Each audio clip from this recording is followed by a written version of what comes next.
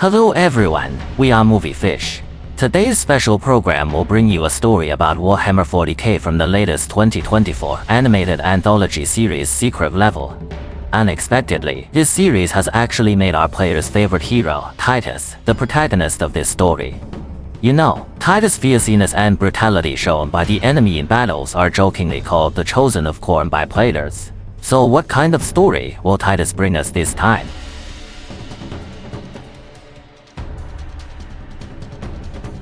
The story begins with a child dragging a chainsaw, sword and strolling in the rainy mud. This child is covered in blood all over. It seems that he has just experienced a fierce battle, and he is our hero Titus. This is a dark and cruel future, and war will never cease. With a sudden change of scene, the black veteran suddenly wakes up from a dream. It turns out that Titus' appearance as a child has actually become his nightmare, which instantly plunges him into memories. At this time, an order from the headquarters suddenly appears on the display. The headquarters orders them to find and destroy the ruins of the heretics. However, only 4 Ultramarine ES are assigned to participate in this mission. They only need to find the lair of the heretics and upload the coordinates to the starship. Even so, the system still judges that they will surely die on this mission. But for the Ultramarine ES who are infinitely loyal to the Emperor, there is no problem. After the black veteran confirmed the mission without hesitation, he put on his armor and took Titus and the other 2 teammates. And then they set off. Here you can see that there are 4 nails on the head of the black veteran, and Titus also has 4 nails. This means that the black veteran and Titus are both veterans who have served for 400 years. Not only that, the identities of the other 2 team members are also quite extraordinary. Among the 4 team members, except for Titus who is a laureate, the other 3 team members are all Iron Halos, and this means that the 4 of them can easily destroy an ordinary planet. It can be seen that the enemy they will face in this mission is an extremely terrifying existence. Soon the 4 of them dragged the box and came to the drop pod. After everything was ready, their drop pod began to fall rapidly. After a moment, they landed in a canyon. The huge vibration caused by their landing was instantly detected by the enemy. So a large number of enemy troops rushed towards them like crazy, like a tide. However, at this time, the black veteran found that their communication signal had been blocked by the magnetic field of the planet, instantly plunging them into a helpless situation. In the face of such a desperate situation, the Ultramarine ES are not afraid at all. They are determined to fulfill their loyalty to the Emperor. The battle is about to break out.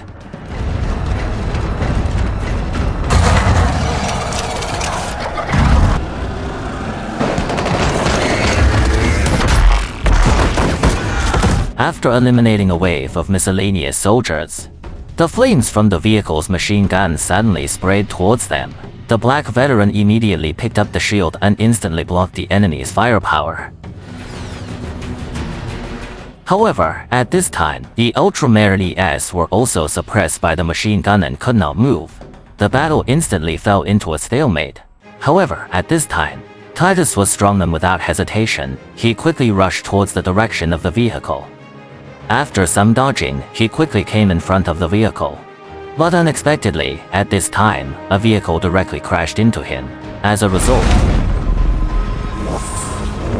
Titus took advantage of this gap and jumped onto the vehicle. After dealing with an enemy, he immediately threw a grenade.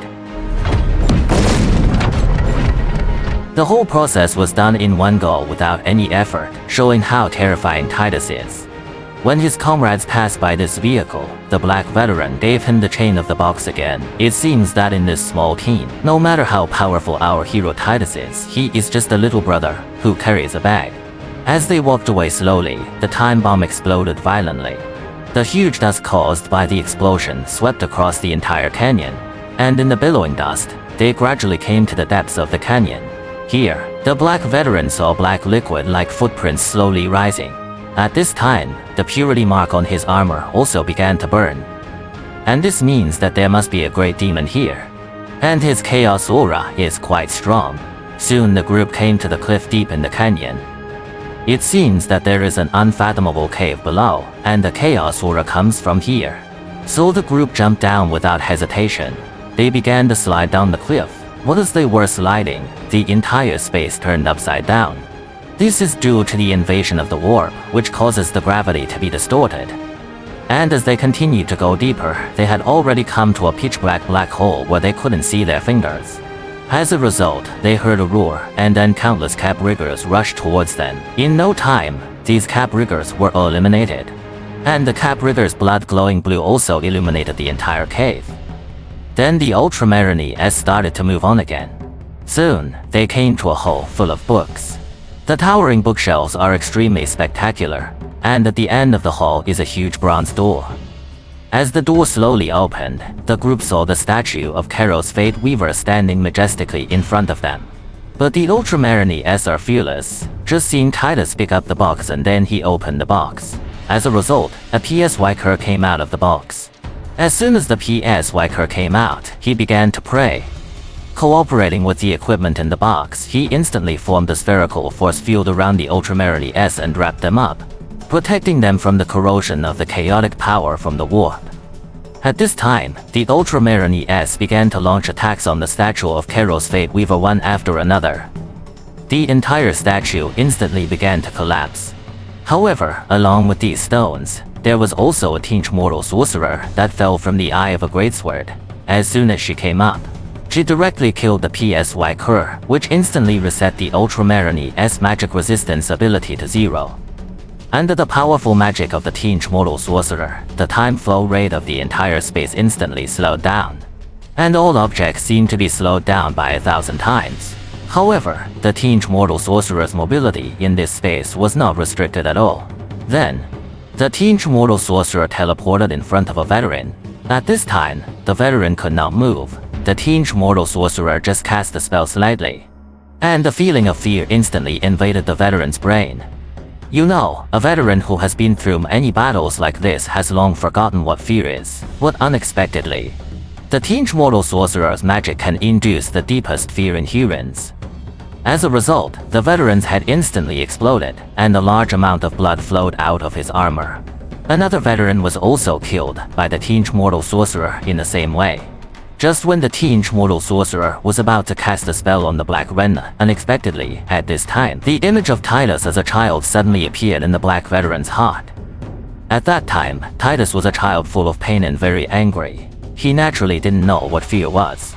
It was the Black Veteran who discovered this characteristic of him and brought him into the warband and let him receive the most strict training. But the Black Veteran always felt that what he found was a monster, and even one day Titus would pierce him with a sword. The Black Veteran who thought of this scene was instantly affected by fear and suffered serious injuries.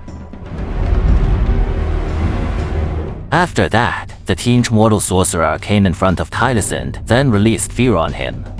However, when the Teenage Mortal Sorcerer entered his heart, she found that Titus' heart was actually a child holding a sword. And when the Teenage Mortal Sorcerer saw the child, she found that the killing aura emitted by the child actually made her shudder. Then, this child walked towards the Teenage Mortal Sorcerer, and then his body became bigger and bigger. In the end, he actually directly broke through the Teenage Mortal Sorcerer's magic space and restored the almost static time to normal. The Teenage Mortal Sorcerer was greatly shocked when she saw this and was about to run away. As a result, Titus, who had returned to normal, directly slashed with a knife and instantly killed the Teenage Mortal Sorcerer. With the death of the Teenage Mortal Sorcerer, the statue of Keros Fate Weaver behind her also collapsed. A blue signal shot straight into the sky. At this time, the starship in orbit detected the signal and immediately locked on and launched a missile. At this time, Titus evacuated with a seriously injured Black Veteran.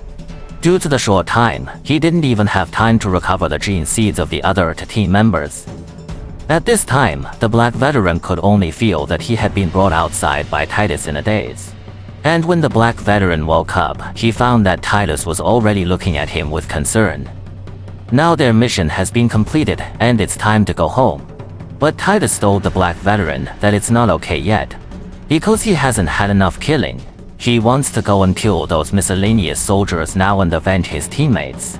After saying that, he walked alone in the direction where those miscellaneous soldiers were gathering. However, the story of this episode ends here.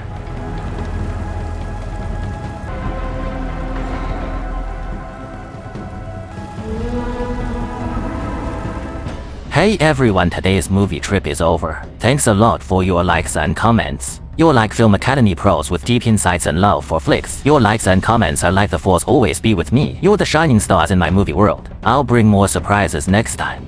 Let's keep exploring movies.